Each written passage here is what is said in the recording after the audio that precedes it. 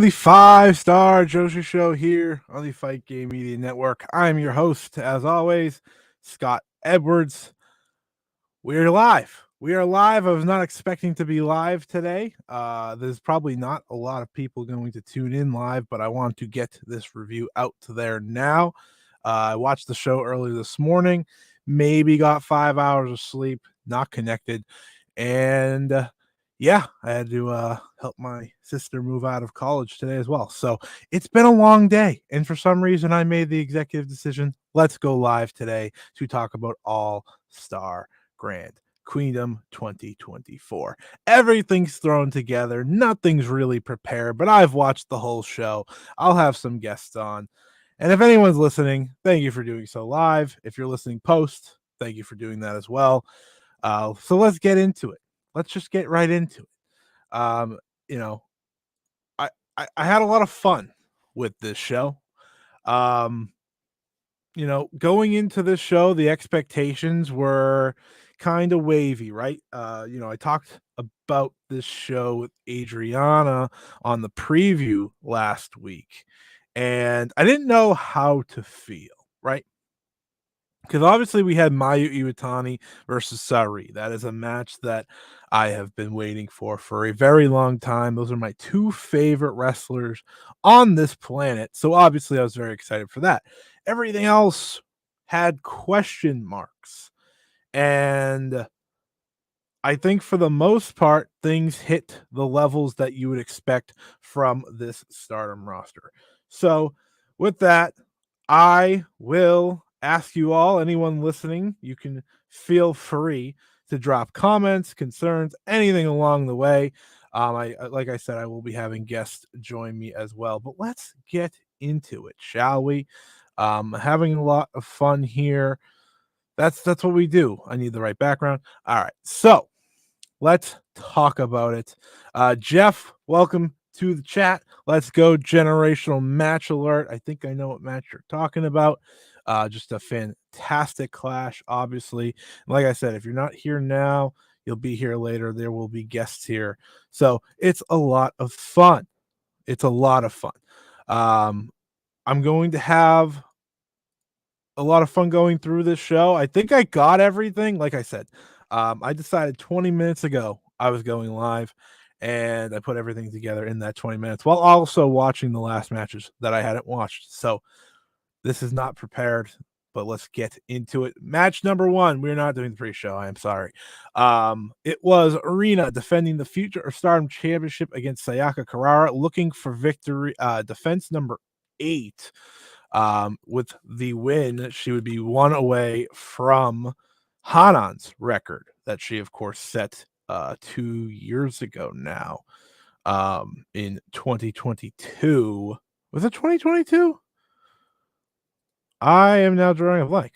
It had to be 2022. How long did Ami Sareee have this title? Ami Sareee held this belt for, yes, it was definitely 2022. So Rina has now successfully defended this title 8 times. Hanan was at 9. So this was a big challenge, bringing herself within 1. My hair is ridiculous. Bringing herself within 1 with a very competitive match. I think with Rina, we have watched her grow through this title reign. Like, she is an incredible talent, a talent that I think we've all known she's going to be an awesome wrestler in the future, but she has used this title reign to grow quickly and showcase what she's going to be all about in 2-3 years, right? We're watching Hanan in real time become a main event star at the age of 19. There's no reason that when Rina's 19 in 2 years, she's going to do the same. She is a star. Sayaka Kurara, we love Sayaka Kurara, and I think she was very solid in this defense. Listen, not everyone that watches this show is probably going to watch this match. They're going to watch the main matches from later on. But for those who do watch, I thought these two did a very good job to open the show. I always missed the Future Stardom title matches opening these shows, so I'm happy we're back with that. Kurara did hit her great spear, which was awesome. And then Rena won with the double knees. So all in that, a good, solid match to open us up. We got some comments. All Star Grand Queendom broke my heart. I'm hurt. Friendship with the Hoya ties over. Queen's Quest is my new best friend. We have a lot to talk about. Scott E. Fujimoto. Hey, listen. That's not a bad thing. I'm okay with that. We have a lot to talk about, obviously, from the show, but that's probably still the most exciting part. Harkin, still sad Hanan loss. She made me believe. Yeah, we'll get to that. She was incredible. Hendricks, JC S10. That white belt match legit left me heartbroken. Everyone is devastated after the Hanan loss. I think that's the right take. Biolante music. Honestly, just have Rena keep until her birthday and have her be forced to drop it. She's just too good. I think that's an interesting. Oh, thank you, Peps. You're okay. So I don't know why they don't have how do they not have the Waka defense? Okay, so we're still 2 away then. 3 away. Because she is 2 away. I can't do math. So next one can be Hina, maybe. I know they've teased the Hina match. So I think that's where they want to go by the end of this title reign, obviously. Whether that be her at New Blood. I don't know when he is coming back, but New Blood is back in June. So a potential spot. I'm sure she'll defend it as well at Flashing Champions. So I think there are interesting points here to do so. But I would have her challenge Hanan's record. Maybe not break it, but I think tying them would be a lot of fun. Jeff, this match was solid. I enjoyed it. Rena has been super consistent, and that's hugely important for someone her age. Yeah, she's really locked in, especially these past couple defenses. It started with, I thought the Amasaki defense was really great, but I'd probably go back to Yuzuki. I thought that match was really good at Supreme Fight, and she's been knocking it out of the park since. And like Pep said, Amasaki defense for Hanan that we missed on here. So that's important. Rena's has the formula of fun opening matches down perfectly. I completely agree, Harkin. And J Epicenter, Natsuko for white belt. Yeah, you tell them. I agree. Could all 3 sisters have a 10 defense run with the future belt? They could. They absolutely could. I don't know if they want to give Hina the belt, but I don't see why not. Hina would need to get it soon because I forget what the age is. I think because obviously she's wrestled too long now. I don't know. Listen, like I said, 5 hours sleep. Been busy all day. I apologize for being a little off. The Reign, I really think Carrara is going to win, but I think they're waiting for Rena for a title change. I think she'll win it for sure sooner than later, and I think it'll be very much worth it. 20. Thank you, Peps. I thought it was 20. I knew it wasn't 18, but anyways. I'm really looking forward to what's next for Rena as well as Sayaka, because obviously as we've seen, um with her, she is part of the most valuable faction in this company. They see a lot in her. They gave her the big Future of Stardom title match. So it's a big deal.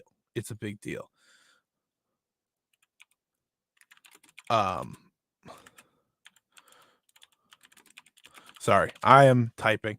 I am talking to someone. Anyways, let's move on.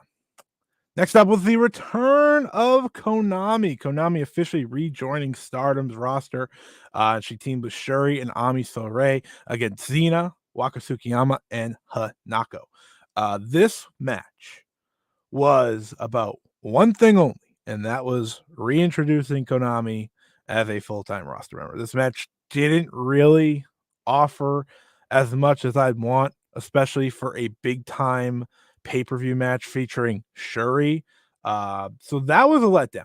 I'm not going to sit there and lie.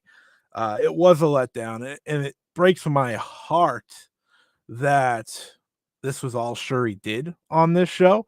But hopefully sooner than later, especially since Micah is still World of Stardom champion, feels like that's a potential defense for her, for example. But Konami was able to make Waka tap out to get the win.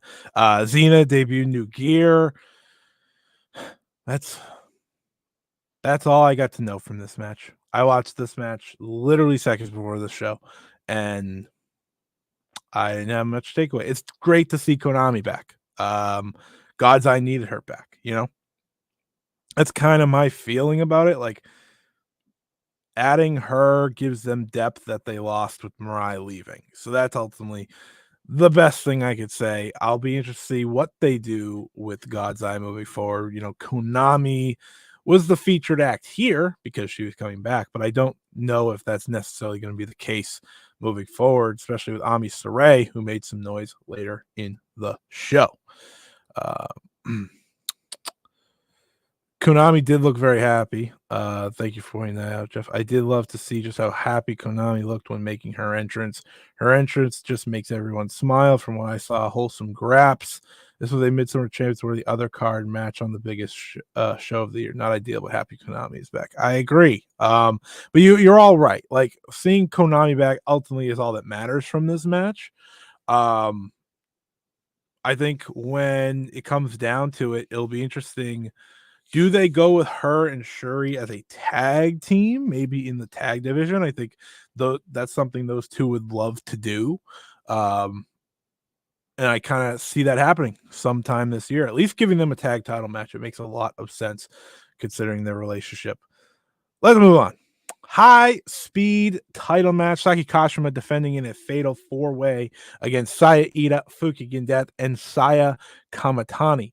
One of the matches that were, of course, thrown together here at the last second. But the excitement obviously came with Saya Kamatani being the one to walk out as the new new high speed champion, donning the new red gear. Obviously, a ode to Utami Hayashishita, who has since moved on to Marigold. Just a beautiful look. I love the new look. I think the red's great. I like the change up from her. She's still a superstar. Like, here's the thing about Saya Kamatani. When she was put into this match, I know a lot of people were like, well, you know, it's cool, but it's beneath her. Saya Kamatani is the record-breaking Wonder Stardom champion, right? She is someone who has done nothing but dazzle the past few years in this company. So seeing her go from the Wonder to the high speed is different. But there is an opportunity here to have her elevate this championship, right? Not just make it the high speed division that gets smaller and smaller by the day, right? The high speed division has gone from being Natsuko, Starlight Kid, Azumi, Koguma, Fukigen Death, and so on to, pretty much being Koguma once in a while, Hazuki for a fun cheer here. Obviously, Sarah deserves another shot at this title. And the list goes on. Saki Kashima and everyone that was in this. And Saida now. I think Saida would be a lot of fun. But my point is that there is an opportunity with Saya Kamatani to elevate this belt. And while this match was very much a simple way to get us there, right? Like, it wasn't anything special, but it was good enough. Like, the moments with the two Sayas were great. And Saki Kashima didn't do all too much, and ultimately the reason she won this title, right? Saki Kashima was to get it off of Sarah because they wanted both titles on this show. That is my full belief. And Crazy Star, I think, has more excitement right now overall, which we'll get to. So that's kind of my look at it. Saki Kashima she had her first reign, which was a good, fine reign. She had her moment. This is the right way to go. And now I'm intrigued to see who Saya Kamatani defends this belt against, because the roster is full of obviously great talents. And now with her holding it, it feels like it's a little bit more open for some unique challenges. So with that, I'm very happy for Saya. I'm happy she's holding a belt, because it's been weird without her. She had the Wonder, got her in the 5-star, came back, won the tags, just lost the tags. But there's something about her holding a singles belt that just feels right. We'll go back into the comments. Future of High Speed Championship win. Yeah, I deserve that one. This match was really funny. Yeah, it was very Saki Kashiro like.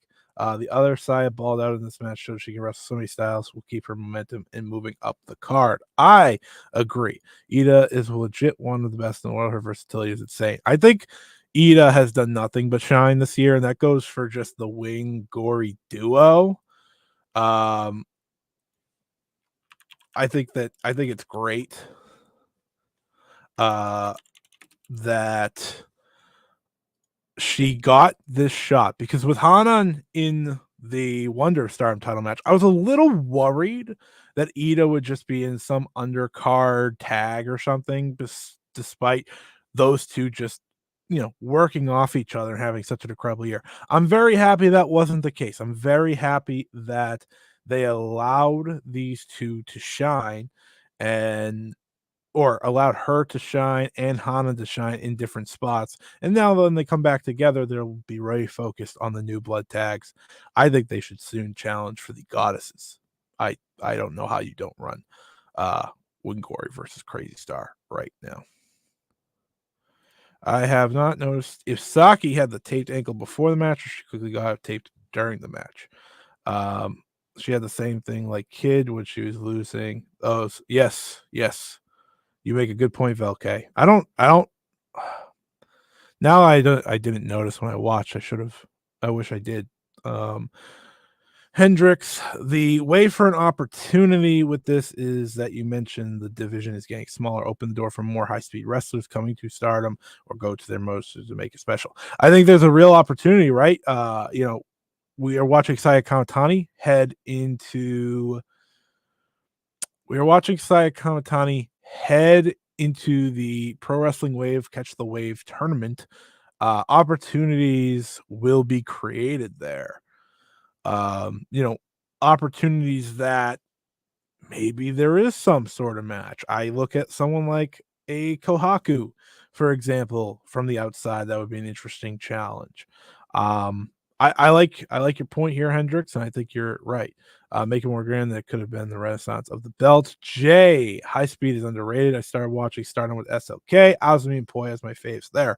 I have said many times when people ask me, like, what match would you show someone to get into Stardom? It's always Starlight Kid versus Azumi from the Cinderella Journey show.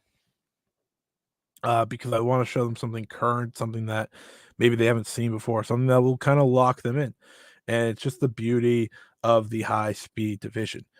Thank you. Kashima was hobbled in Osaka already, so that's very upsetting for her. But it makes sense why she didn't do much. Mei Saruga versus Saya. Mei Saruga versus Saya. We get double asked for Mei Saruga, so maybe that will be a match that they go with somewhere down the line. Moving on, Mina Shirakawa versus Natsuko Tora. This match was just an angle. That's what this match was. This wasn't a match. When this was announced, I had personally thought that Saya Kamatani, not Saya Kamatani, what am I saying? That I am so off. The Mina Shirakawa was getting a showcase match, right? She's been involved a ton on AEW television. And I thought her and Azumi would be really good choices to get showcase matches on the biggest show that people may be interested in watching. And when I saw this match announced, I said, oh, that's great, right? Like, that's great to see. And once the match unfolded, I don't remember much. Like, it was very basic. Mina worked Natsuko's leg. Natsuko didn't do all too much. And there was the disqualification finish, right? Oedo Tai started to attack. And of course, the big reveal was that Tekla has returned to Stardom. New blonde look. The toxic spider is back. If people that were paying attention saw on the Stardom roster page that she was listed under EXV, but that was all to throw us off because ultimately she faked fighting off Oedo Tai before striking Mina Shirakawa in the stomach, and ultimately making it a absolute war between the two now. Because moving forward, as she said, she, of course, being Tekla is determined to eradicate the idols of this company. She used the word eradicate. I didn't. Okay. That is what she said, not me. She wants to eradicate. She named Natsupoi, Tam, and most importantly, first, Mina Shirakawa. So it looks like Tekla will be getting involved with EXV. She is now Oedo Tai's newest member. And originally, it felt like Oedo Tai had a lot of talent, but we will get to the big change for them also later in the night. But Tekla now becomes one of the main folks in the promotion, and it wouldn't be shocking if she was one to head over to AEW as well somewhere down the line. We got some comments. To be fair, Side does need more showcase matches in the States. Side needs more showcase matches always. She's the best. Crazy that all of Oedo Tai showed up here to screw Mina, but didn't do anything during the main event. Yeah, we'll get to that main event.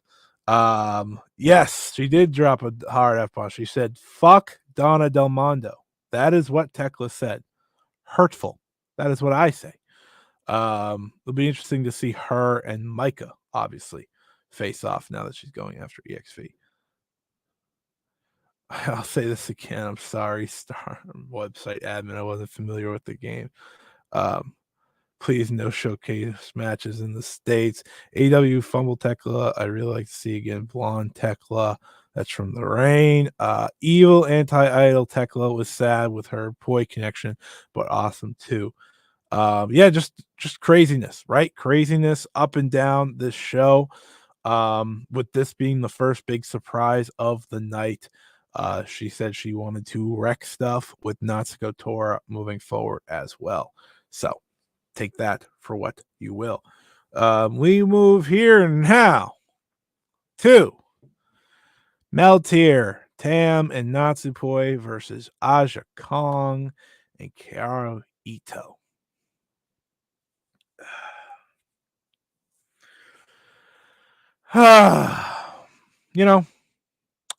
Going into this match, I had accepted Meltier was losing. I had also accepted that it would be Natsupoi getting pinned. One of those things didn't happen. So, in a way, I consider that a victory. Now, the problem is Meltier lost. And I don't like that. It was Aja Kong who pinned Tam after the elbow drop from the top. Meltier did everything they could in this match. Okay, they got beat up. They got beat up. They got beat up. They fought back. They fought back. In many ways, they did everything in their power to keep the crowd in it, and for that, I appreciate what they've accomplished. Now, saying that, They should have been doing something different on this show. You know, I talked about this past week on the 5 Star. I said, you know, I think Natsuko and Tam, I always thought they were going to be in the top 2 matches on this show. World and Wonder just made sense, right? You want to pack the Buntai, obviously. And while, you know, they did a good number for the Buntai, just over 2,500, I think it was 2,700.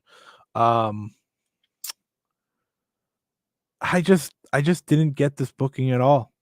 I didn't understand like, I know Tam said she wanted to face Aja, but the match was better than expected. I will say that. It wasn't great or anything, but it was better than expected, and I give a lot of credit to what Melti accomplished here. Um, let's see what come on. We got awesome match from Velk. We got it. You were excited for Tekla and Stardom, but the cost isn't worth it. Surprisingly so. 3 people in the match balled out. Aja did so much better. I never expected to see. Listen. If anyone watches Aja,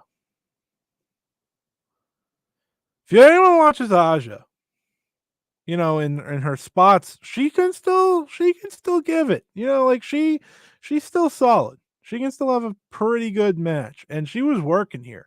I will say this: Aja Kong and Kaoito took a lot more bumps than I expected them to in this match.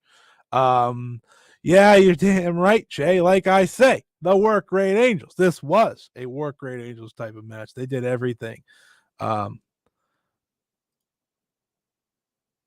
This 2-on-1 handicap match went crazy.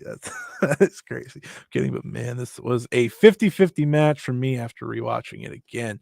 At least the positive thing is that Spark started an angle that led to a Stardom pay-per-view. That is true.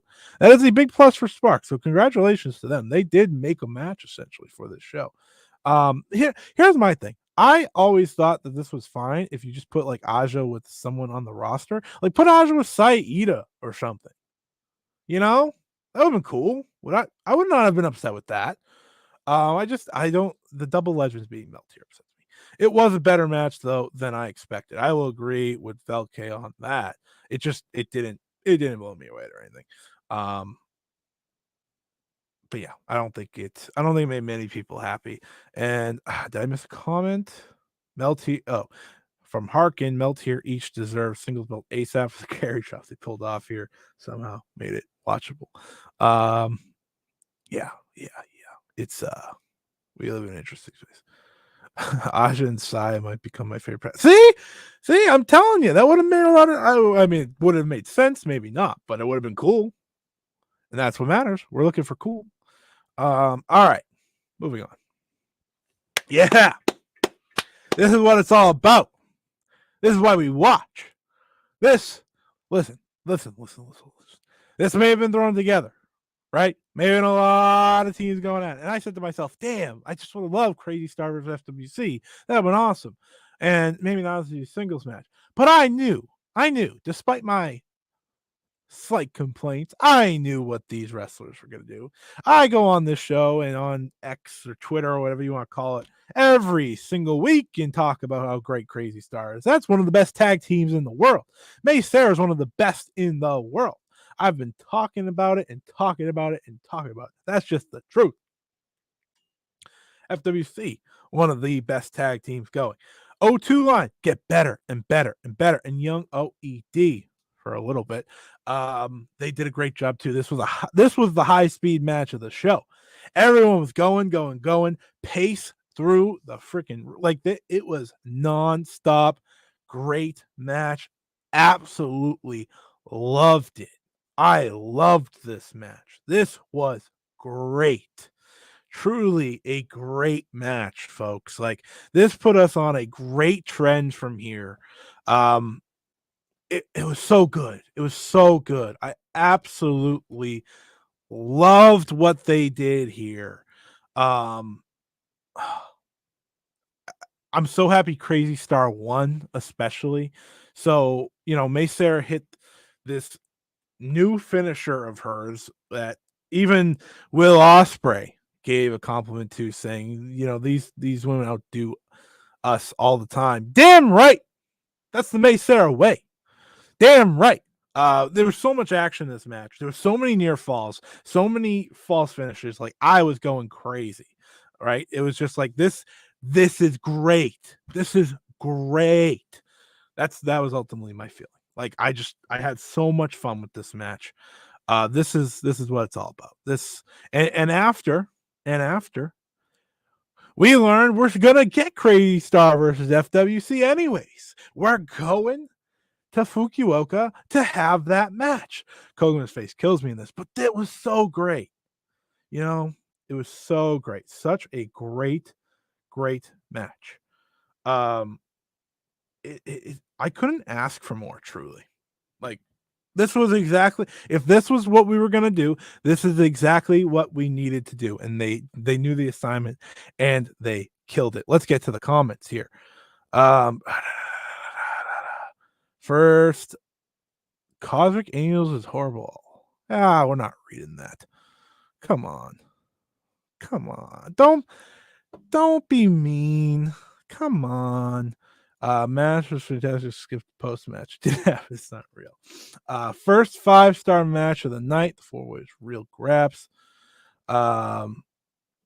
Let's see.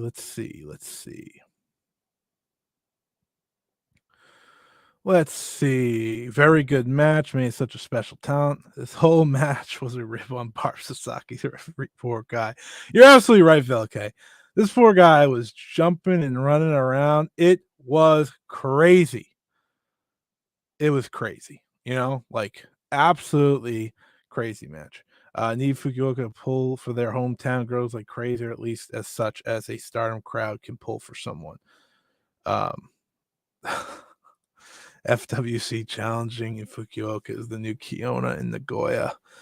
No. You're right. Man. It feels good to say that now that Micah's not losing there, huh? Helps. But you're absolutely right. I'm not gonna sit here and deny that. But this was a great match. But let's talk about that big post match, shall we? Obviously there was a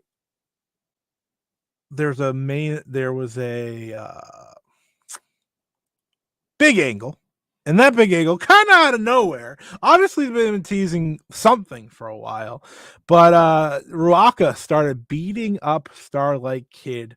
As you can see, Starlight Kid's mask was ripped here, and Oedo Tai just starts beating down Starlight Kid. She is getting kicked out of the group.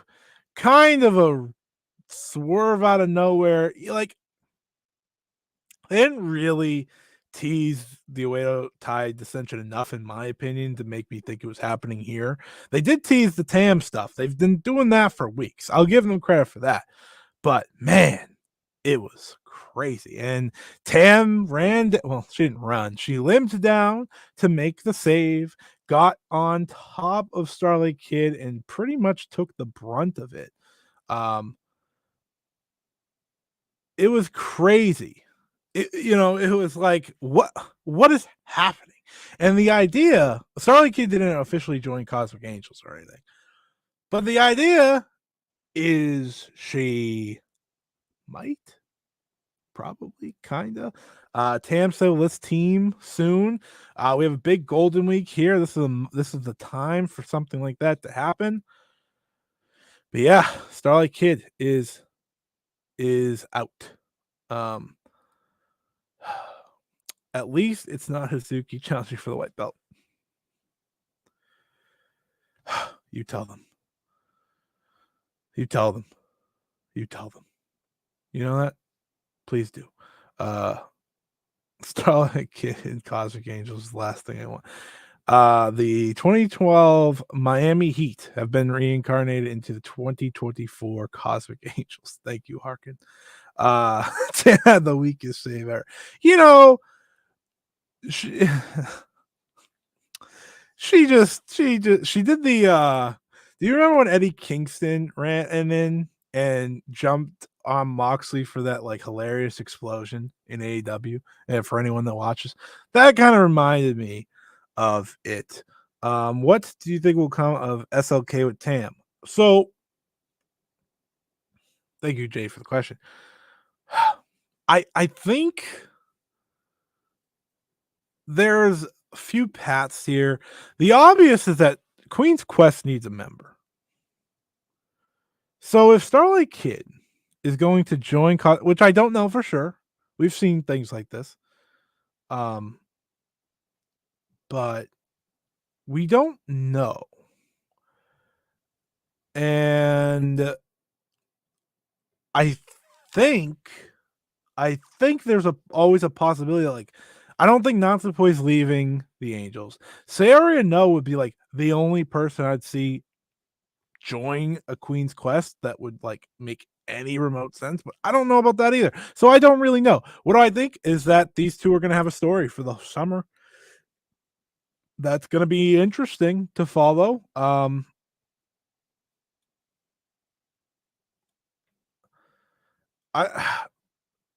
ultimately, the way I look at this, right, is you are adding the most popular wrestler outside of Cosmic Angels into Cosmic Angels. Cosmic Angels is there to make money, damn it. If they added SLK to Queen's Quest, it'd be an interesting swerve, but for now we obviously expect her to go with Tam, so I don't really know. Let's see. Hendricks. The beatdown was out of nowhere, but everyone was saying that SLK needed to be a babyface again and have a banger run. But with Cosmic Angels, though, that's interesting to say the least. Either way, it has me hooked. It's very interesting. Like that's kind of how I feel. Like that's where I am on it. I don't know. It excites me for Golden Week. That's how I'm feeling about it. Let's see how long it goes. Jeff, I would love to see Azumi and SLK tag run. That would be great. That would be great. So you love that. If this leads to an Azumi kid tag run, you know they would love to. Oh, thank you, Angela. I like your podcast. It's really good. I make my students who are Joshi fans listen to it as homework.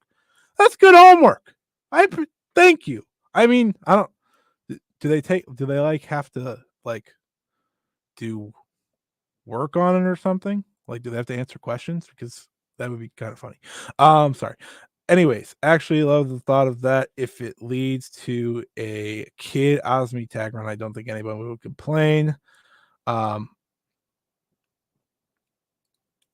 I might miss okay, her calves. Yes, that's another thing. We're waiting to see what this character of SLK looks like. But Starlight Kid's always been a born to be babyface. That's my feeling on it. So I'm excited for that return at least. But let's get to it. I'm very excited. I'm very excited to talk about this. This is what it's all about. This is what it's all about. This match, this was the one. Mayu Iwatani, Sari, IWGP Women's Championship, All Star Grand Queendom 2024. This is what it's all about. This is what it was always all about. Like when I came into this show, this was the one match that kept me, all right, this is why we're here. And it was unbelievably great. Match of the show by a lot for me. One of the best matches of the year. One of my favorite matches. I'm going to rewatch this a million times. Listen, these are my two favorite wrestlers. If you've ever listened to this podcast, you know that. You know how hyped I was for this. And this match was so well laid out. Sareee felt like the dominant force that she's been so many times since returning to Japan, right? Like dominant. And eventually, Mayu snapped.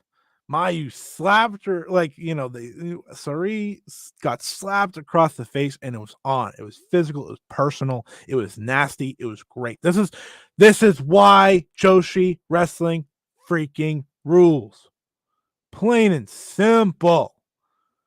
This is what it's all about. And you would have thought after this match, nothing else would have mattered on the show. But the finish was the dragon suplex hold, as you would expect. She hit a moonsault, dragon suplex hold. Sareee, they dropped each other on their heads a million times. There was nasty shoot headbutts. This was what it was all about. One of the great matches. Now, Mayu, in my opinion, has back-to-back incredible IWGP women. Two this year. I think the Mina one was very good too. But the Syuri one and now this one, fantastic. Like, I was so happy. This is it's hard to live up to a dream match, right? We saw last year with Mayu and Mercedes. They had a great match, but it didn't reach the highest of highs that I think we all knew it could. So, this match, not only did it have the dream match effect, the best, in my opinion, the greatest of all time, Mayu Iwatani versus the best in the world, Sari. You can't beat that. And, in my head, 4 years in the making. How do you deliver on 4 years? Happy you asked. You do what these two did.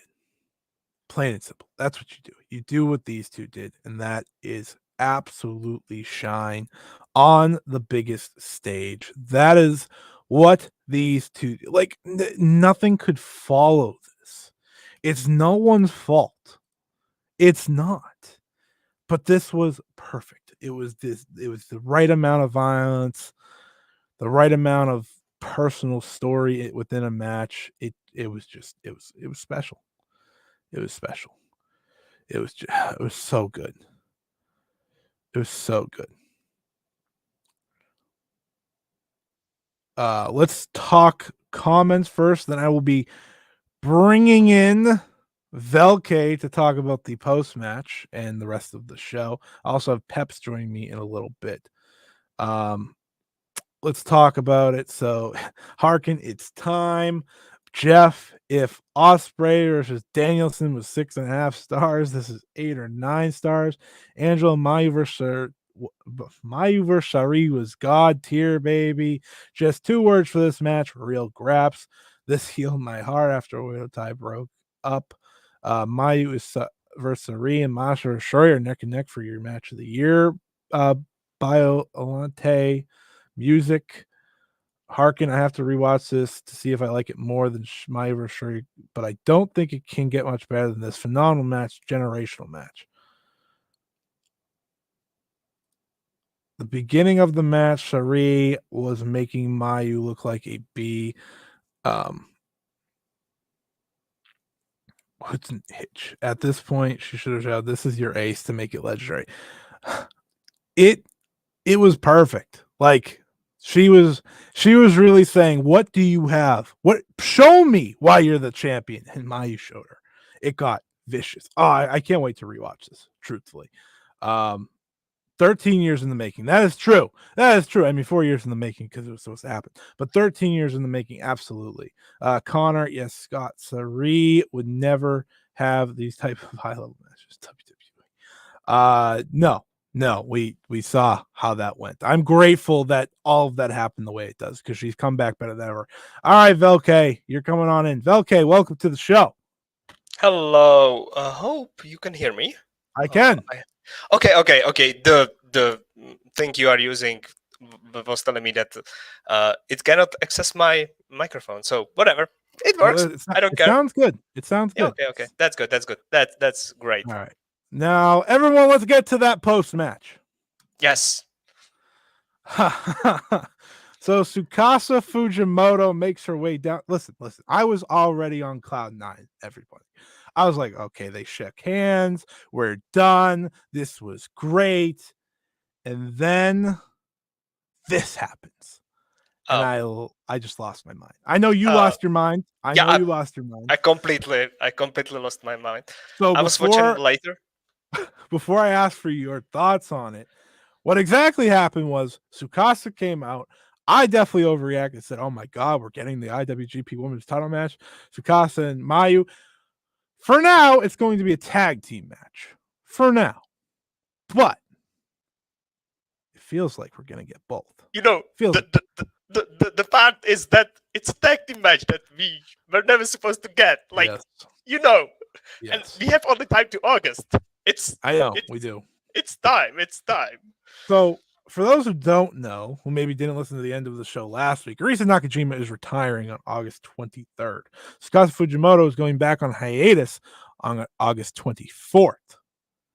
So we have a decent-sized window, a 4-month window. And Tsukasa Fujimoto wants the tag match that we never got, right? Velke, that's what we're hoping for. So Velke, let the people know how you felt when she walked out there and all of this officially unfolded. Again, coming after the match with Sari, it was like I felt like we were in a different universe from the rest of this show, truthfully. I was like, what? This feels okay. This is crazy. So please share. Okay, so I was watching later because I was working. Okay. In the morning, so I was not watching live. I was watching later. I was like watching completely disconnected from everyone, just doing my little thread. And like this awesome match happens. Like Yannick from Dramatic Dream Dragons joined me in the voice chat just like randomly, and he said, "Okay, I want to hear you during the match because I want to hear you." He knew. So the match ended, and there's like this person in a red shirt. And I was like, why is Momokogo coming out? Is this like IWGP title challenge for USA? And then the camera on the side showed Tsukasa's like profile. I was like, that's not possible. Like for a little moment, like the brain stopped thinking, and I was like, that's not. And the commentary then did, ooh, and I did. I screamed, yelled, threw my headset on the table, hit my mouse. I broke my mouse. It's fixed. I just started doing double clicks. Then I punched a wall. Then I yelled a little more, and then I curled on the floor in the fetus position. And after 3 minutes, I went back, sat back to my table, collected myself, and Yannick was laughing at me the whole time. I believe the exact tweet from you was, I started yelling and then I throw my headset down and then I fucking punched a fucking wall. I am fucking getting this match. I am getting it. I have been waiting for it since Kyoko Kimura's retirement. That short high speed exchange was everything in the whole world. That is the tweet that I noticed. In 2017, at the end of January, 22nd of January, Kyoko Kimura had her retirement show. In the main event, it was Kyoko Kimura, Hana, Kyoko's husband, who was a martial artist, against Meiko Satomura, Minoru Suzuki, and Aja Kong. Also on the undercard of that match was Io Shirai teaming up with Akino against Misaki Ohata, who retires a few months after that, and Hiroyo Matsumoto. Other dream match. By the way, world champion Io Shirai just earlier before created Queen's Quest, so it was a heel Io Shirai because she still didn't turn to babyface. By the way, on the left side, that's Natsuko. That's Natsuko watching that match, watching that exchange. This is what it started. These three, Kagetsu and Tsukasa and Mayu, eliminated two dudes. Then Kagetsu left the ring and let the two have their 2 minutes. And they did have their 2 minutes. Just 2 minutes. They never touched before, and then they never touched after that. Those 2 minutes were everything we got. We got pictures in this, and we had to wait a month for the show to hit Samurai TV so we could watch it. So basically, we were like, when the day came, we were refreshing Real Hero Twitter page because they were uploading the shows from Samurai TV on Dailymotion or some Google Drive or something like that. Because that was like the only way how we could have like gotten it. It was not on some streaming service. There was no way anyone in the West who did not have Samurai TV, or rather, anyone in the West could watch that match, could watch that 2 minutes of glorious high-speed exchange. Because this was, if I'm not mistaken, this was before Mayu lost the high-speed belt. Chris still was not high-speed champion, so it was before that because Mayu lost the high-speed belt. Or was it after? No. It was after Mayu lost the high-speed belt. Yes, it was because it was after Mayu versus Io Shirai at the year's end climax. Oh, I know. She did have it. Oh, she did have it. Yeah, she dropped the belt a month later. Okay. So it was still Mayu high speed champion. So the exchange was high speed, but that's 7 years, 3 months, and 5 days ago. Not that you're counting. No, I'm not counting. I just checked. Like I had to check because for me and other people who were watching Joshi back then, before a lot of the current, I think, like, have you been very watching Joshi then, Scott? I was not. Yeah. A lot of people came on Stardom in 2018, 2019, around TCS Hana. So this was before that. This was still Oedo Tai Hana. And it was before like the first big boom of Stardom. It was like before the second big boom of Stardom. So a lot of people were not watching then, and this was before like really the proliferation of Joshi to the Western eyes. So like a lot of people, current fans, never thought about this combo because they do not know Tsukasa Fujimoto because pandemic murdered Ice Ribbon. Yep. For people She's in your special. Chat, who do not know, Ice Ribbon was rivaling, was stronger than Stardom in some ways, and was rivaling them at the start. Like the sale of Stardom to Bushiroad in 2019. Whole Joshi scene was like primed for big run. Seedling had booked 8 Korakuens. Ice Ribbon was booking 14 of them for year 2020, and Wave was kind of weird because it died and revived and then died again. It's Wave, but Ice Ribbon was like kicking on high gear, had Tsukasa, Maya, Suzu, and they were like, because of the Julia leaving, they like pulled together and were ready to fight against Stardom and were prepared to do everything they can.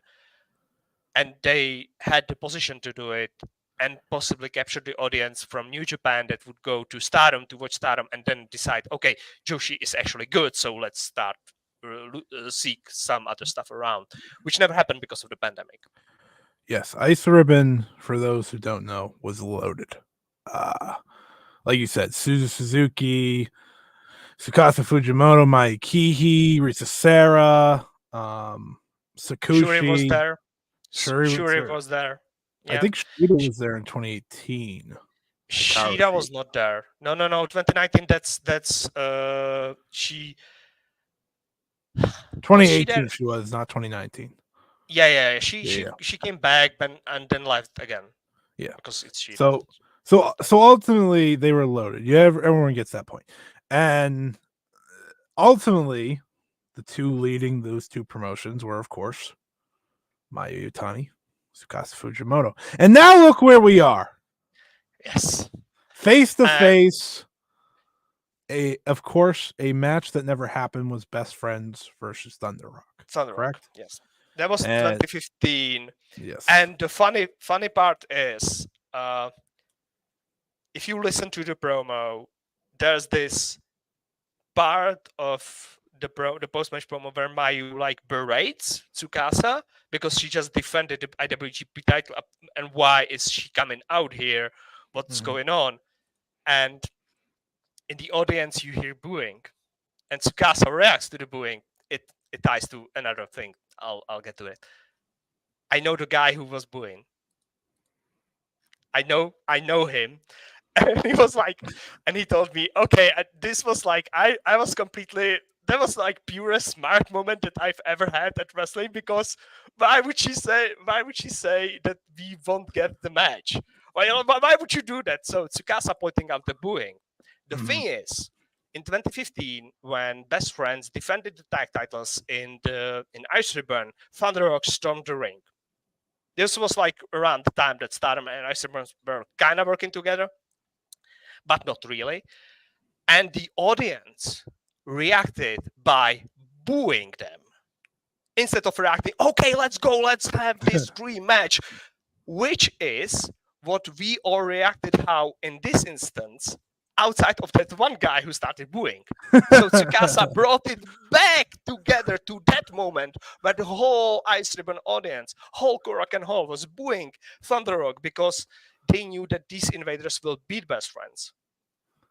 Because that's how it would have gone.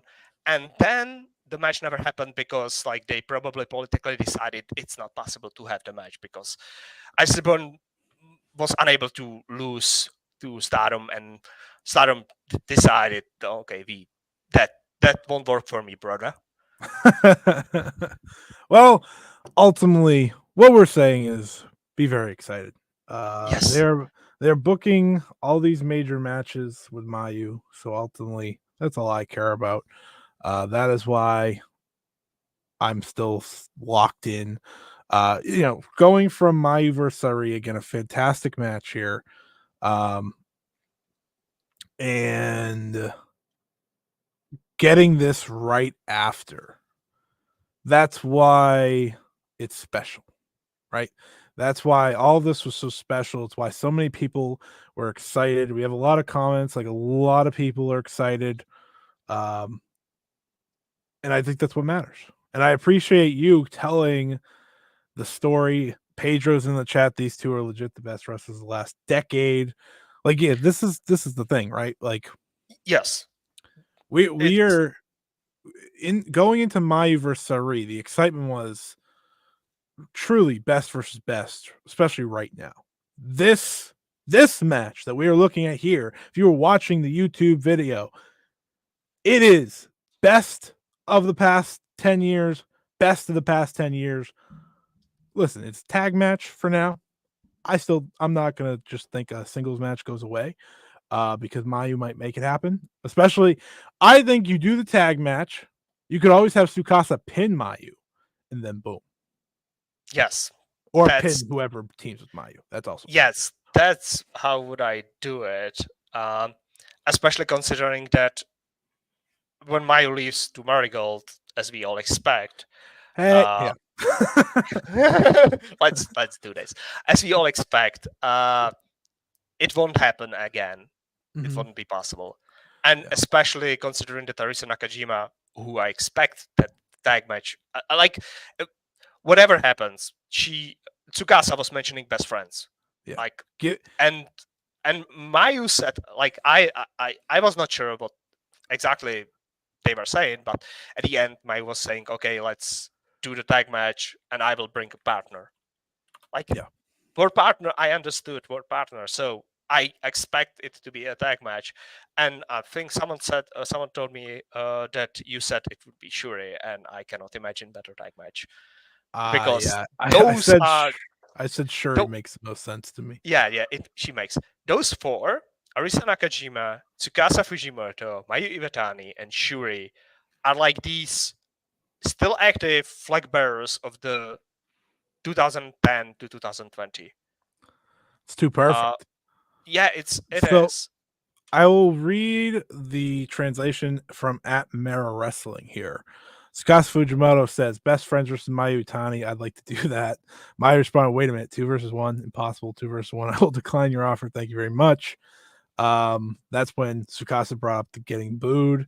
Mayu said, I mean, what? Aren't you the one who comes out after the match and says they want a challenge for the IWGP? Isn't it normal to come out and say, let me challenge for the IWGP or something? What is this 2 versus 1 proposal? It's an overwhelming disadvantage. Tsukasa falls. Best friends versus Mayu Iwatani and someone? And Mayu goes, if you say that, that's fine. Why not just say that from the beginning?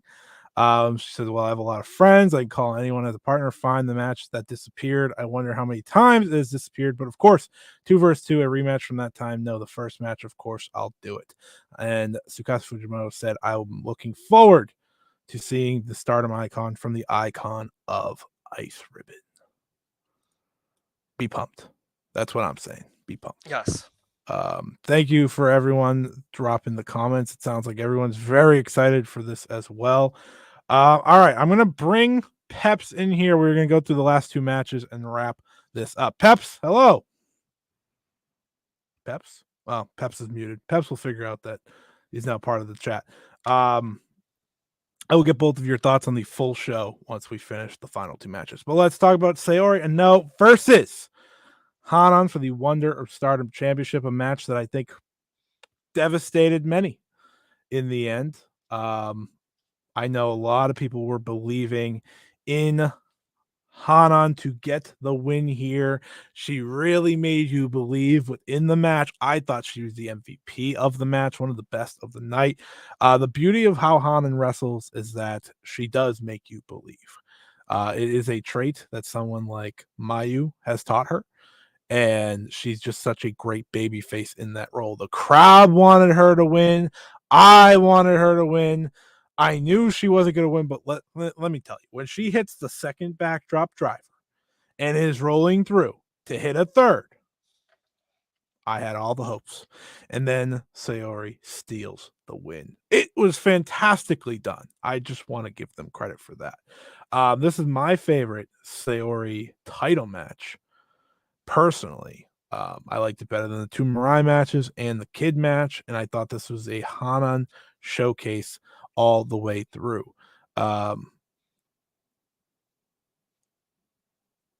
It was excellent. Like it was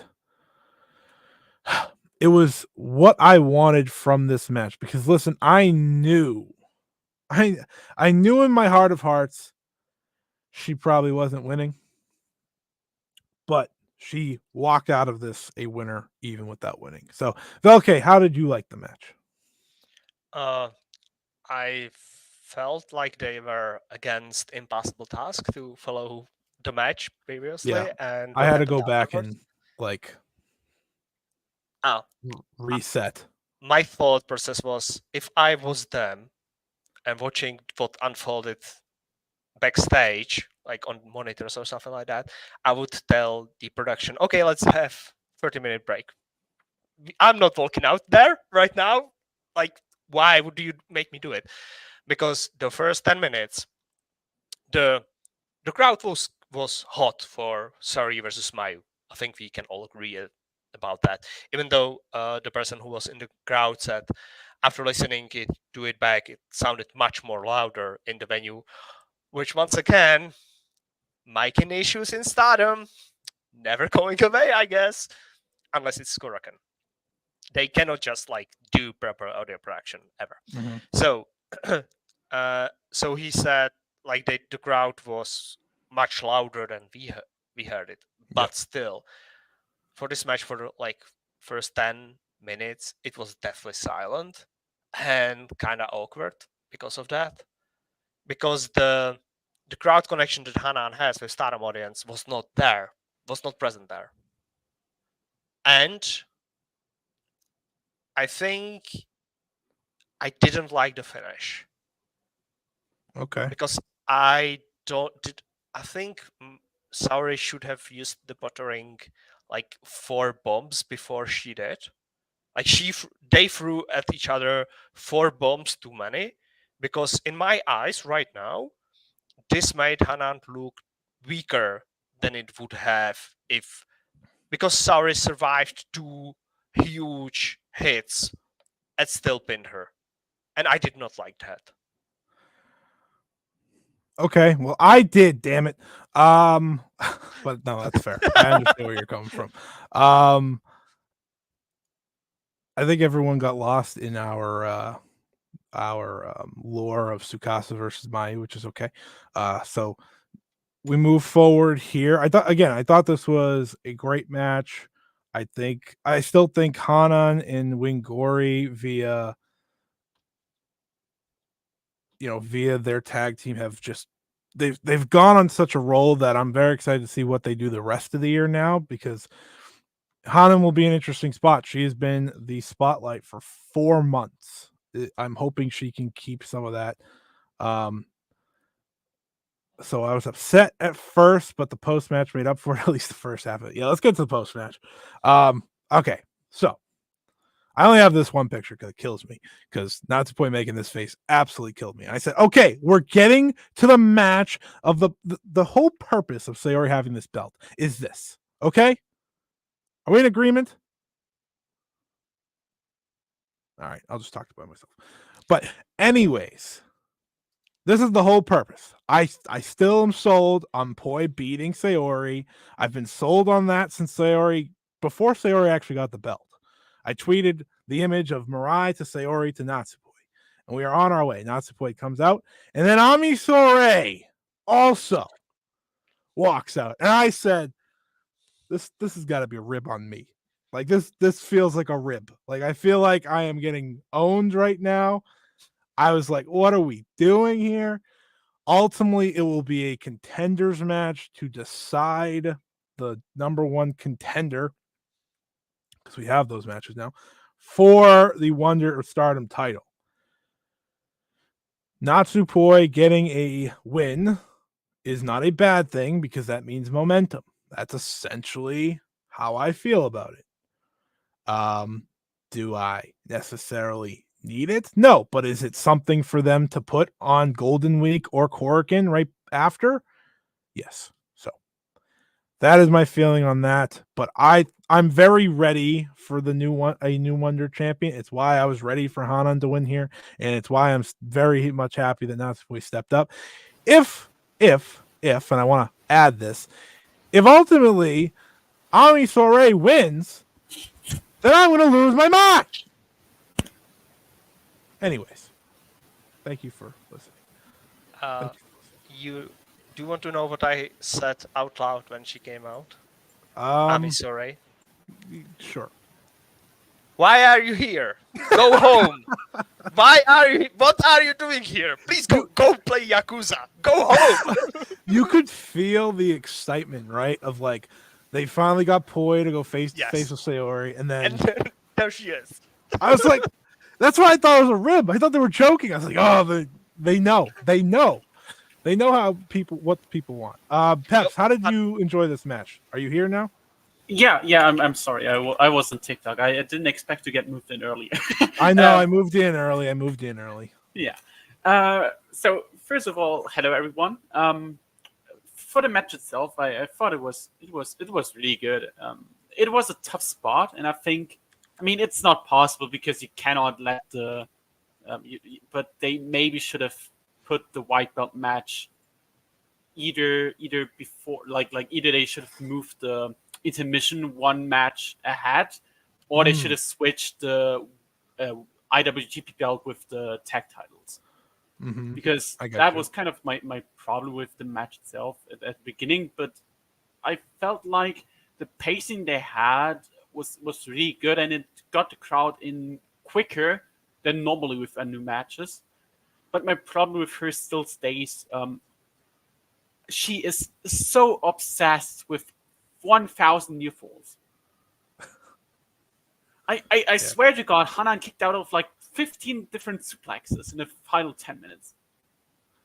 At least. Yeah, usually here's the reason I probably like this match more than I've liked all her other defenses. The beginning didn't hurt me as much. But like I had to watch it back because of following Mayu and Sari and Tsukasa because I don't think I remembered anything from those first 10 minutes initially, and maybe I'm alone on that, but I don't think I am. That's just kind of how I felt. But ultimately, like, it was still great. Like, I still had a it great was time. really good. It was the Hanan breakout party. And Yes.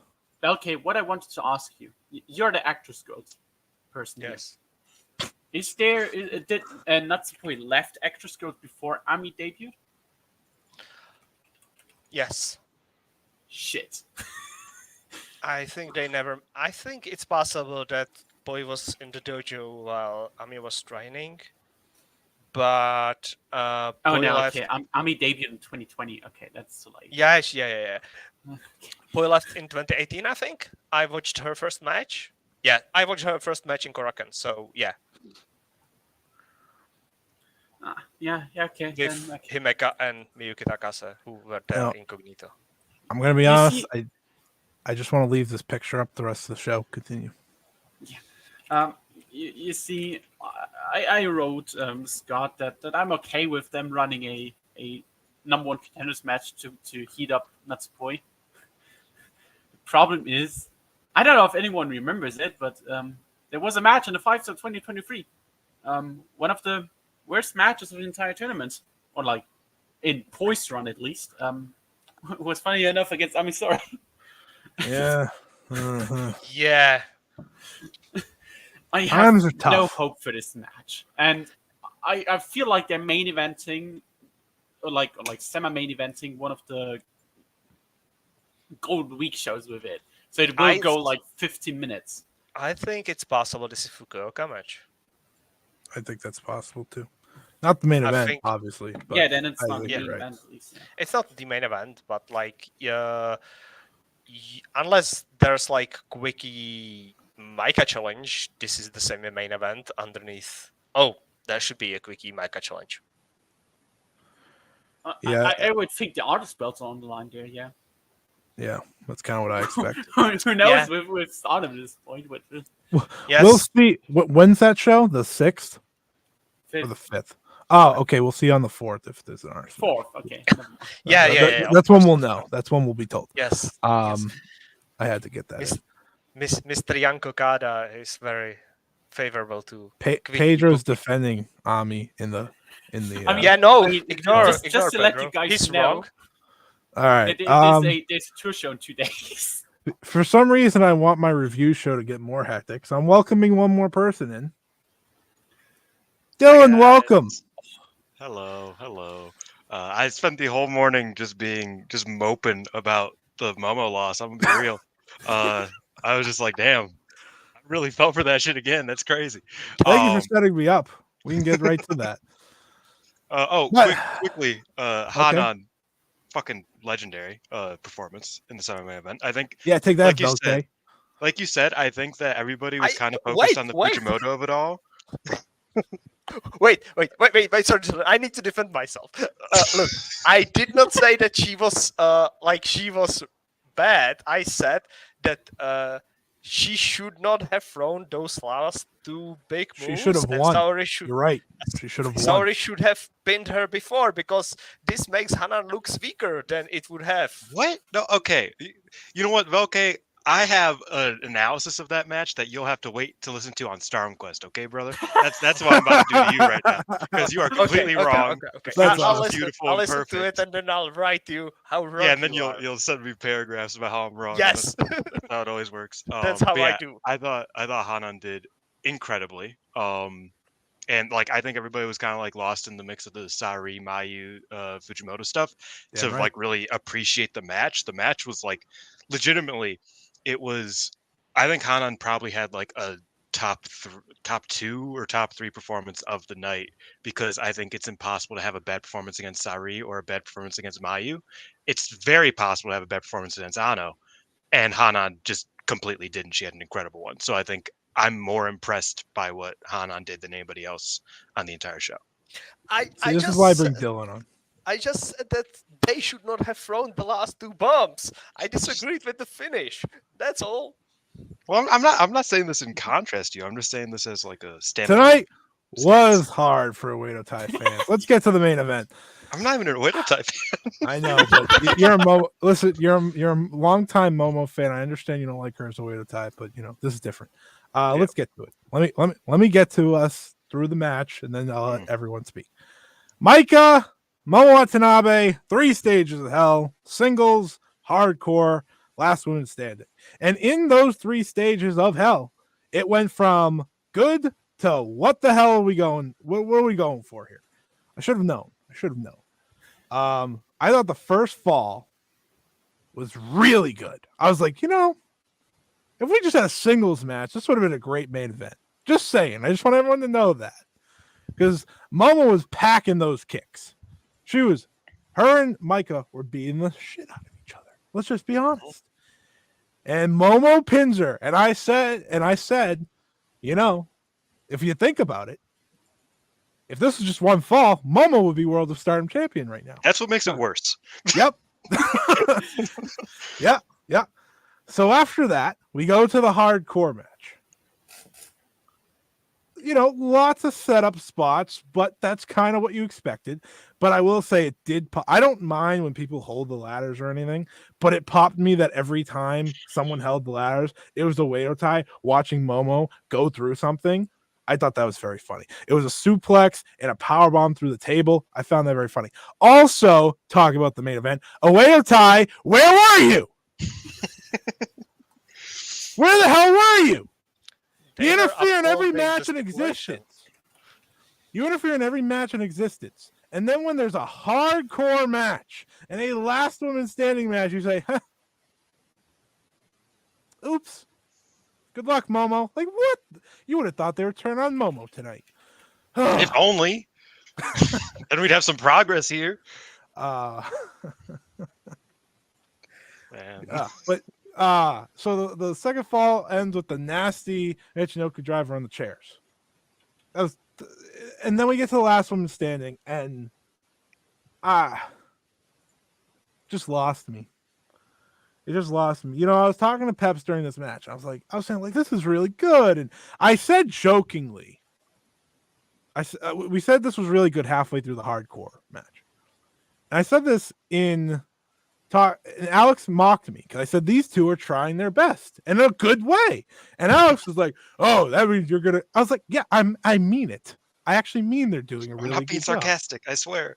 And then the second half of the match, it made me sound like I was being sarcastic. Yeah. They did try their best, though. I do want to give them credit, but the stipulation, which I was wary about going in, it just took away from the main event. Listen, I knew they weren't going to reach the levels of a Mayu versus Sari. I didn't know about Hanan and Sareee, I'm not going to lie. But I had hope in them because they did a really good job in trying to build this match in, 3 weeks since it's become official. But I was definitely let down. I didn't even care that Momo lost. I cared how Momo lost. A Michinoku driver in the middle of the ring, you couldn't get up. She spinned a little bit though. Yeah, she could have at least hit the arm trap one where she almost actually kills them. Like that would have been all right, well, I was just like, and the last woman standing match didn't leave the ring. All right, I'm done. Velke, how'd you feel about the match? Weird. I liked it. Peps, how'd you feel about it? I liked it, and at the same time, I did not like it. That's kind of the fair take, I think. Yeah, I agree. The issue I had is that I, for some reason, Momo lost. Oh, the one that's also that. But I did not really expect her to win. My heart, she was always a winner, but in my brain, I knew. Your brain was always a loser. Sorry. Yes. Sorry. The thing is that I, for some reason, convinced myself that the first fall is hardcore. I don't know why. So I was watching them do normal match, and I was like, why are you not doing the stipulation? What's going on? Why are you failing at what you set out to do? And at the last third of the match, I realized they are doing the normal match. And I was like, okay, that makes sense. And then Momo won the first fall.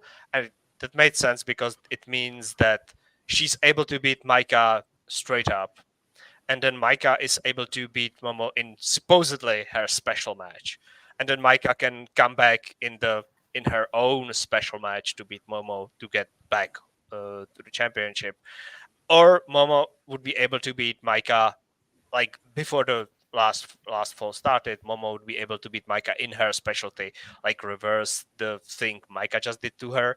So like it made sense to set the stipulations that way. I don't know why I thought it was the hardcore. That's funny. Don't ask me why. Just like convince myself. I won't ask you why, but I kind of want to, but I won't. I don't know why. Like Okay. I don't know why. And the other bit why I'm disappointed is that they did not bleed, because when Momo came out with the wired bat, like when you came out with a barbed wire, even if it's fake barbed wire on a bat, you have to bleed. She Like didn't don't even bring. use it. She used it when she she was did in the use it. trash She can. whacked the trash can with it, But which that's is like just- useless. It's completely useless. That's not how that works. Yeah. Doesn't do anything. That hits the trash can. You do not hit the person with the. It's so when you no. come out with the wired bat, you have to bleed. There's Barb Sasaki. He is a deathmatch referee. Oh, he'll take care of them. He'll protect Yeah. them. He'll make sure that they know what they're doing. Like, Yes, they could yes. have done whatever they wanted. Why? Why did he not blade Maika? Like, imagine if Maika was bloody in the last fall. Like, that would be much better. Would have got an extra star. Like, Oh yeah. at the end, it was a fine match that will fall into the history's crack, and no one will remember it because it just happened. Like, All right, Peps, defend Mike's honor. Yeah, you know the thing is about Blood and Stardom. I mean, It's not good when we you start know with why you they are know. not doing it, and it sucks so much because I feel like you could have had these awesome shots at the end with either Momo and like Micah bleeding while you know just looking cool with the belt, or well laying down on the ground, or anything. It just looks awesome. But I guess sponsored cried because they always do. Yeah. In the Japanese wrestling, so who knows about that? But for the match itself, I mean, I described it as like I thought the first match was like the first fall was like great, and I think from then on you can just pretend that it's a match and Momo's the new champion. If you want to see a good match, or like a great match, if you want to see a good match but not a great one, then you can watch it until the second fall. And I would just not pretend the last women's standing match is a thing. The problem just is it does not work.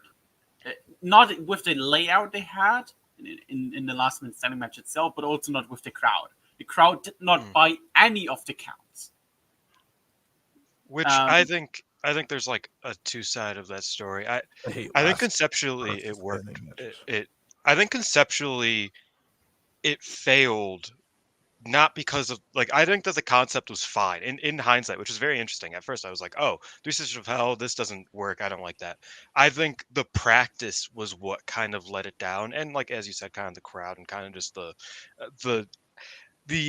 it being in Stardom just kind of let it down because it's like, oh well, this is still all Stardom matches, but they're like you need to be more than like the typical match to make this work. But I'll get into that. I'm sorry for interrupting, Peps. You can go ahead. Yeah.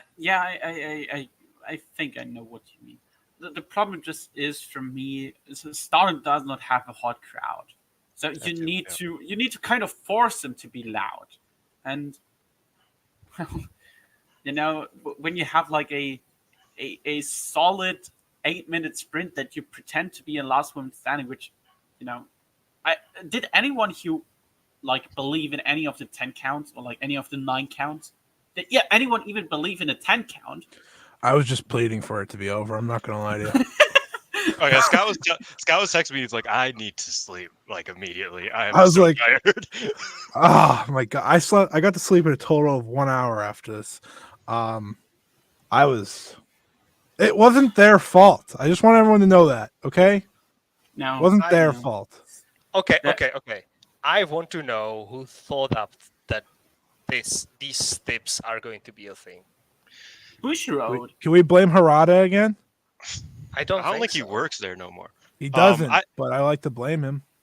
Everybody Like, does. like That's what everyone likes to do. Is this like the way that they wanted to open Buntai with a hardcore match and last woman standing match, because there's in the same spot where the previous building stood, like I there like were the some building, by the legendary way. matches of that type?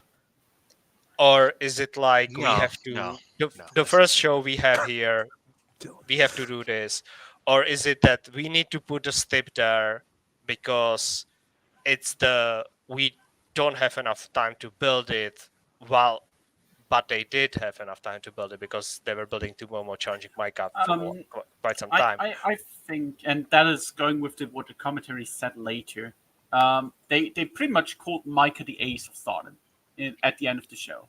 The commentary mentioned it a couple of times, and I think they put the stip on to make Mike to give Micah this major win over like a credible, like over a challenger in a stipulation, because they cannot put her over 10 Nakano for some reason. But I can give you a reason. But the crazy thing is that Momo beat her in the only real match of the match. Like that's the thing.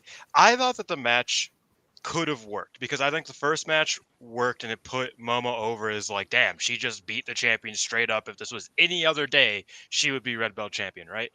I think that the last woman standing match being the third fall worked beautifully because theoretically, like I saw it as like, you look at Syuri and Utami, right, where they go to the 30 and then the extra time, they're just like sweaty, they are winded, they are dead, but they're just trying to kill each other. And that ended with a knockout, with a double knockout. I saw that as like that's what they wanted to do for the last woman standing part of it. The issue is that the hardcore match in between did not validate the last woman standing match. Like in that comparison to Tommy and Syuri, the last 10, 15 minutes of the regulation time of that match was fucking incredible. And then they added time to it. The hardcore match completely just like sunk the match into like, okay, I'm still into this kind of, but it's been 30 minutes and that was something, I guess. And then they do all that like, grand stuff that if it was built to that point, if the hardcore match could have given us blood, given us cooler spots, given us more like real dire straights from both of the wrestlers, if they both felt like they had really been through a war in that second fall, I think they could have done pretty much the exact same thing they did in the last woman standing match, and it would have been sick. But I think the hardcore rules match just completely under-delivered what they needed for that last woman standing match. Yes, I agree with that. I actually also think that, for example, supplementing thumbtacks with the glass shards. That's so funny. It's like, okay, we cannot use thumbtacks because thumbtacks are connected to death matches and they drew blood. So let's use these glass shards that are kind of hard and kind of pointy. I thought that they probably really suck to bump on. Probably more than the thumbtacks. Yeah, the thing about deathmatch wrestling, and not to get too much into it because obviously I can. The thing about deathmatch wrestling is that so much of it. I'll let you do that. No, don't worry. I'm just saying it real quick. And Mick Foley talked about this. That it's like a lot of like the visual versus the pain, where it's like certain things look great, to like the viewer's eye, but they don't hurt as much. Whereas some things hurt way more than they're worth. And I think this is a case of those probably hurt way more than the payoff for like what we were seeing. It's like, oh yeah, that looks like it probably hurt a bit, and they were probably in excruciating pain, but it was just like, oh yeah, that probably hurts. Yeah. Whereas like other things don't hurt as maybe hurt the same amount, but they look way cooler and way more deadly, and you're just like, oh my god. I think that kind of was the thing is why Lego works, because everybody knows. Everyone knows how it feels when you stand on a Lego or when you like put your hand on a Lego and put your weight on the hand. It hurts really badly. Everyone can imagine how much it hurts to be punched with a thumbtack, but nobody knows how much it hurts to fall onto the glass things they used. And also, it does not it does not draw blood, so it like fails in that part. I thought those were little pieces of plastic. I'm gonna be real. I didn't know they were Yeah, glass. it didn't even look like good. Like you were barely able to see them laying in the rain. Mhm. Yeah, it's bad. It's bad. As I said, it's supplementing the thumbtacks because I would bet you that they would have loved to have thumbtacks. I would bet you that these two wrestlers would have loved to bleed, but they cannot, which is why the hardcore part sucked. Yeah. Like the blood would have helped it completely. It would have saved the match and it would have saved the last woman standing because Momo beating up Maika, who is bloody, to the comeback of Maika with the Michinoku drivers and the suplexes. The series of brainbusters is amazing, like fire up spot that you cannot replicate again. But we never got the pain of Maika before. Like that didn't feel right. I don't know. It also felt like in the final part, it was like I felt they weren't able to make it close. It was too decisive, especially at the end. I felt like the last 3 minutes were just Micah throwing around Momo and waiting until she's down. Yeah. So you never had really the feeling of Micah's comeback in third fall that you maybe had needed after the really underwhelming, or like I would say not it was okay in their own, but in terms of the bigger thing was like I would say it was underwhelming or like not as good as it should have been. It felt like it felt like there was like something missing in the layout. And of course you kind of need to blame them because they lay out the match at the end, but you know, these stipulations are just not for Stardom wrestlers, or especially not for these two. I mean, we have a history of how many hardcore matches in Stardom were like good. 2, maybe. I don't know how many singles hardcore matches has Stardom had in recent memory. They had one 2 months ago. A singles? Tora and Julia. Oh, well, okay, don't include Natsuko. Tora literally said, the only person I could ever do these fucking matches with is Julia, and she's leaving. This sucks ass. That's how little hardcore matches happen. Yeah. Is that the one person is leaving, and Natsuko's like, well, I guess my entire shtick's gone. Like, that's Not that's great. the problem. So when we were going into this match, I always thought 2 out of 3 falls would just be so much simpler. Would it be random? Yes. But would it just have been fine? No difference, no 3 stages of hell? Yeah. I think the final fall was just so boring. And last woman, last man standing, like those matches almost always are letdowns for me. I don't know about you guys, maybe you enjoy them. But anytime I've ever watched one, more often than not, I think the idea excites more than anything else. And like you guys said, it has to be more vicious. It has to have the blood. It has to feel like you brought your opponent to the limit. And in the end, it really did feel like Momo just looked worse for me. And it's, the reason that Dylan was depressed after the loss. I always knew they were going to have a tough time main eventing the show with what was coming before it. I think they could have had a great main event if they just let them wrestle, because what Mike and Momo do really well is wrestle. It's that simple.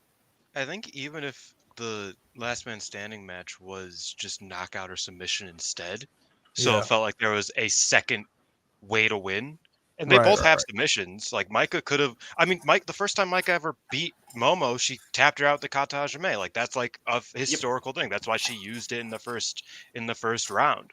And the big thing of you Micah could have done that last year was like Momo just working all over Micah's body the whole time. Yeah, and like being real cerebral about it. Like I think even just like small changes like that would have, personally, I would have been a bigger fan of. But I agree. I think that like it's very frustrating more than anything that I have been asking for a Momo Watanabe like championship match that was just straight up just Momo cooking like Momo does. Yeah. And I got that in the first stage of a 3 stages of hell match. And then it just nothing. Like I like that pisses me off. Like that makes me upset because I was like, so the one time that there's like not really any bullshit, the thing that I always complain about with Momo's presentation is this. And I was just bummed. Like even in the last women's stand match, I thought that there was a spot Momo kicked Micah super hard in the head. And like I just had like this rush, you know, in Ratatouille where the kid where the guy the I always bring up random like kids movies when I talk to Scott. When the fucking critic like gets transported back to as a kid when he was eating the food. I felt like that. Momo kicked Micah so hard in the head, and I was like thought back to like Momo versus Arisa, and like like just like that Momo, and I was just like, man, wouldn't it be cool? Like at that moment, I was like, man, Oedo can storm the ring. This could be a bunch of bullshit. If Momo won right now, that'd be really sick. And then it didn't happen. She just lost. Yeah. I was just like, damn, man. Yeah. It's crazy. I mean, when we go through the spots, it's so frustrating because there are like so many good spots from a wrestling standpoint, just alone with Momo's kicks, where like 4 or 5 kicks where it like totally popped. And the thing is, coming into this match, I mean, we all, at least I talked to Scott, and I think Dylan said the same on Stardom Quest. We all had like the feeling, okay, it's gonna be too overbooked, and it was the opposite, which was kind of like the discussion I didn't almost expect underbooked. It Well, it was completely overbooked with the stipulation. To be fair, yeah, it was overbooked in the stipulation, of course, but I was talking about underbooked in the stipulation. match itself. Yeah. Okay, For okay. sure. I was thinking about the last women match last man standing match that I enjoyed, and I will tell exactly what match it was. It was Wizard of Oz from 2018, the first Osaka Rami show of the year, and the reason why that worked is because Akino overcame like 5 people. Because it was Oz Academy. That's why Yeah, it worked. because it was Oz. No. She overcame more than 5 people. She overcame like 8 people because it was 3-on-3, and she was teaming with people who hated her, so they were beating up on her during the team up. And at the end, it was Rina Yamashita like trucking through Akino over and over again, and Akino like standing up, and the whole Shinjuku face was like super loud for her, and everyone was cheering her up, and then she won. It was awesome, but I don't remember any other last woman or last man standing match that I ever enjoyed, and that I enjoyed only because it was the first time I've seen Akino live, and not just her, but like the whole vibe of the show was awesome. So probably that. It hurt. It ultimately hurt the match just having all these rules, and I think we all agree on that. And you're absolutely right. Okay, like the rule doesn't work all that much unless it's like you can make the falls dramatic, and rarely can you do that.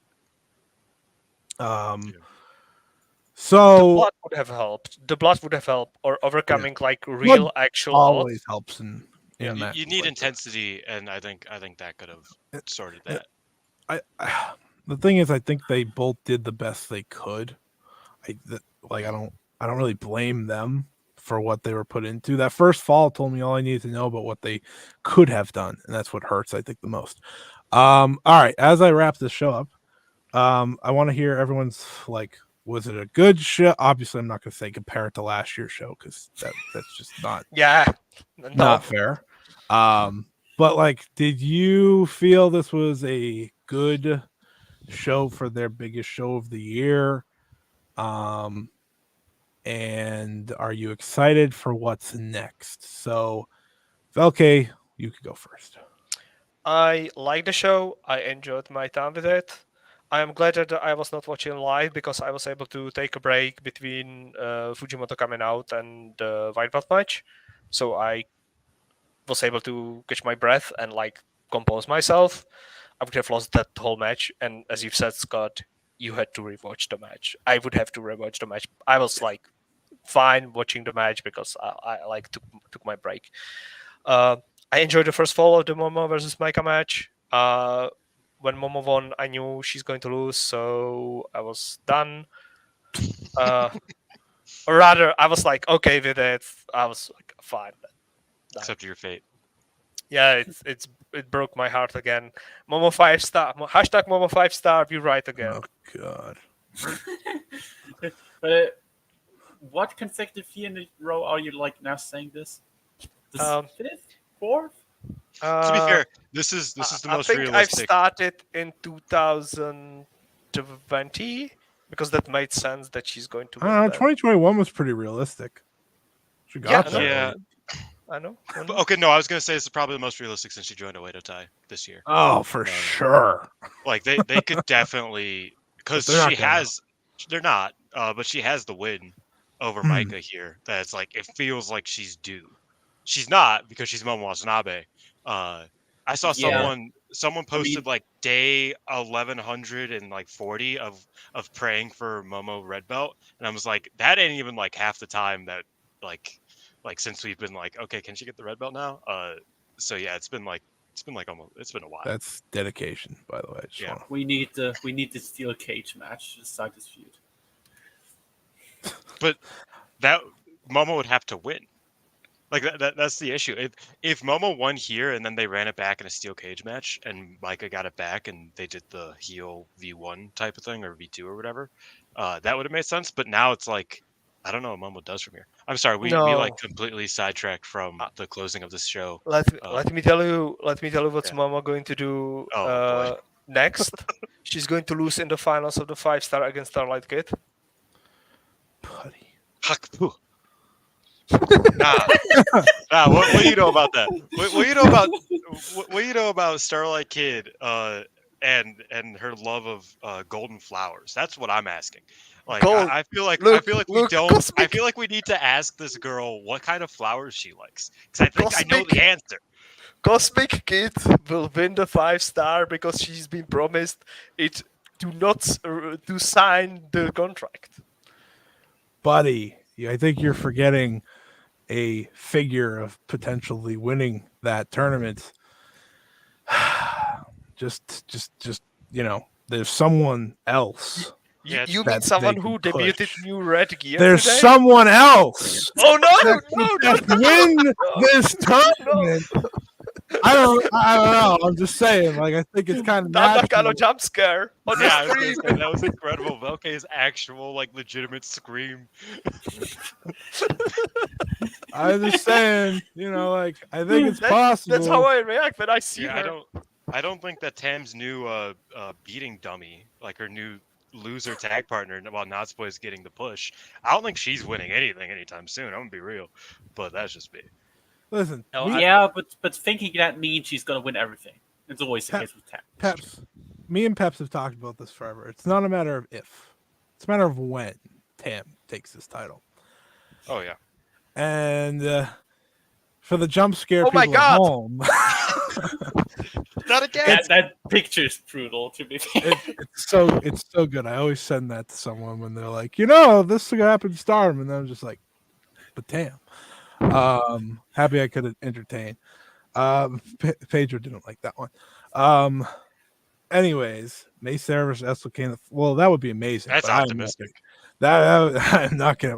Listen, if they push May Sarah like that, no, I might give someone some credit. It's not gonna happen. Anyways, Peps, how did you like the show? Velke, you're done. you see, looking like how I rate the matches, I should be really high on this show because I enjoyed like multiple matches on this show. Like, I feel like I'm slowly zooming out of Stardom and becoming a Stardom hater. No, jokes aside, Mike is champion. I can't turn. I'm gonna say Mike is champion. That ain't happening. You are in the best shape of any fan right now. Yeah, it's. I don't know. I'm doing pretty good with Mayu here. Oh yeah, well. I mean, it's that's so weird. This company is just confusing me because I have They're giving her a what stats. they're doing. and this just show showed me that, like, the undercard, aside from the future title match I liked it a lot, was like, it was there, and the final four delivered for me. To be fair, I'm more into Micah than like anyone on this planet, so it doesn't matter. Wow. Shock. They could have had Breaking a news. worst match ever, and I would have said it was awesome. To be fair. No, but jokes I aside, appreciate I someone that think can lie like that. they laid out what they laid out for the next few weeks looks interesting for me to continue. Okay, being interested in it, and the best part about Stardom right now is just Mayu wrestling every Goddamn wrestling right. possible. Sorry. Sorry. So I'm interested in to see what comes out, and also I'm high again on Sari for the first time in like months. So I thought you were gonna say Sari. I was like, why weren't you? Yeah, like, wait a minute. And Dylan. Interestingly enough, I think match for match this year, the top handful of matches I probably liked more than last year's because I was lower on. You hate Julian Tam.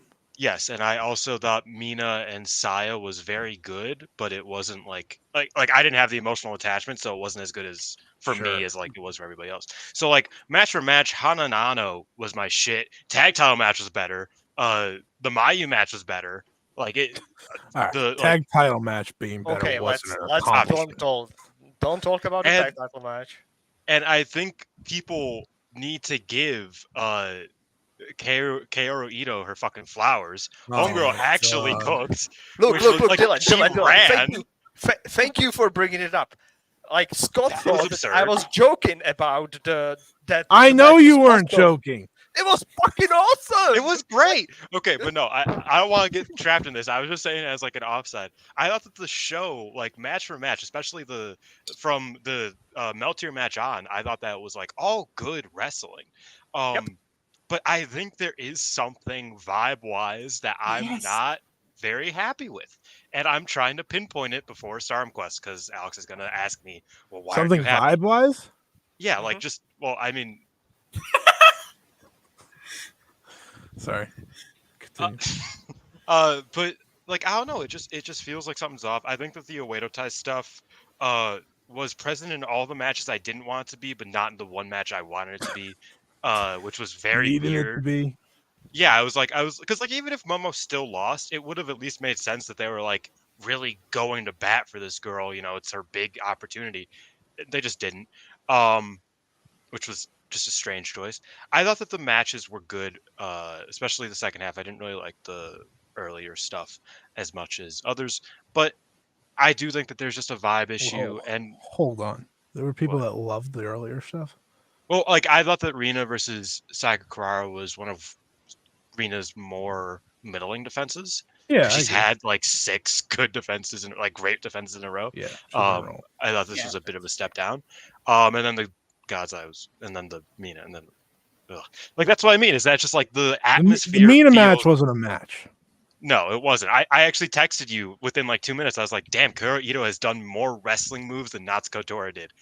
That's crazy. She doesn't do those usually. So it's like, I don't know, there's a vibe issue. But once again, we have stars to save us. We have Crazy Star and Stars, if Crazy Stars, if you will. I'm excited for everything to do with them moving forward. Otherwise, I'm like, Babyface Kid will be cool. Like, I'm excited to see how she adapts back into that. I always preferred her as a babyface, but like, just man, just thematically, everyone I feel listened like to it's Stardom like, Quest ever. They know, to be fair. Yeah, so I'm excited for that, but also I'm not excited for like her versus Tekla, which is like, ugh. Oh boy. Brother, if Tekla is getting a push and she's not delivering, I'm gonna throw something at my computer. Well, get ready to throw something at your computer. All right, let's wrap this up. Next stop this week. I don't know what I'm going to talk about on the normal episode, but I'm going to talk about something. Well, this week's Golden Week. It is, but like I record on Thursday, so like half the shows will have happened. Yeah, but how many of them will I have seen? This is a good point. But also next weekend, they won't even have the cards up by then. we have a show on Monday. They're all mystery vortexes that nobody spoils, like the DDT You show. stopped me in my tracks. I'm sorry. Next week, we do have a few shows. Next weekend will be Wrestle Magic featuring Marigold's kind of debut. We will also have the card revealed next Sunday. Stardom's in Fukuoka for a pay-per-view as well. Yes, I did have that logo ready from the last time. Is it a pay-per-view? Yeah, Yes. it says it's the pay-per-view on the website, so it's gonna be some sort of show. Well, they do live shows and shit. Like Yeah. So it's probably more like that. I know May Sarah is challenging Haruka Umasaki on Monday for the Diana World Title, so I'll be reviewing that. And whatever else Golden Week brings us. When does Catch the Wave start? On the 5th. On the 5th, and that starts. So I'll have to preview that this week. Great. What a Saya the block Kamitani's yet? run. Sai Kamitani with the high speed belt, and I Yeah, will that's- review every Saya match. Everything else, good luck. And Rana. Maybe. yeah. Anyways. Okay, plugs. Okay, Actress Stage on YouTube. 5 Star Network. Right, Actress Stage. We will be recording after the 5th because we want to know the cards for the Marigold shows. Because we want to know what is going to happen with the 6 wrestlers that have left. Also, Sakaguchi, our Lord and Savior, owner of the Actress promotion, decided to upload the shows that we thought were lost to time because one of the main events was Sumikawa, now Shozuki, versus Gochika in Marigold for the title, which was booked by Fuka, which is funny. So I don't know who Fuka. Sakaguchi's saving, but Fuka's real. Fuka's real. yeah, hey, So look, it seems like he's losing all of them. But we can move on. he already Don't lost one more. Start Velke. Do not start Velke. I'm trying to get out of here. Yes, Plugs. that's everything. Listen to us on the 7th. I mean, I think everyone who listens to that should know my Twitter. It's Peps_wrestling. I mainly write for Recipirus, where I had a Victoria Yuzuki from Marigold interview that came out a few days ago, and also write like typical stuff there. Then also I'm also of the 5 Star Network. I have a podcast here, the Pearl Gems podcast, where I will cover all kinds of the independent promotions in Japan. The next episode will come out likely next week as well there. Dylan. Scotty, yeah, everybody could follow me at xxishiban on Twitter. That's 21 Roman numerals, and I am number 1 and a Suzuki Gun mark. So that's how that is. Stardom Quest every Wednesday nowadays. Same bat time, same bat channel. We'll be talking about the show in length, and we will be talking. I will try to decipher what that vibe issue is that I have with this company right now, and we will see what's going on there. No Limit Wrestling show also will be out this week. We watched Wrestle 1 with our good friend Smiley, and that was a really fun time. We talked about how Puro is fucking bad now that Glate tried to replace Wrestle 1 and failed miserably, and how much Puro genuinely misses Wrestle 1 and Keiji Muto and Kaz Hayashi being top bookers. Could have just said Keiji Muto, buddy. That too, but yeah. So I think that's all the plugs. Oh, and check out rightdylanwright.substack.com. I will be writing something at some point. There's stuff there already if you want to read. That's the way to do it. Yeah. I'll be writing something at some point. That is how we do it. All right, well, everyone, thank you for listening. Thank you to you three for coming on the show. I'll be back on Friday with another episode of the 5 Star Joshi Show. Until then, see ya.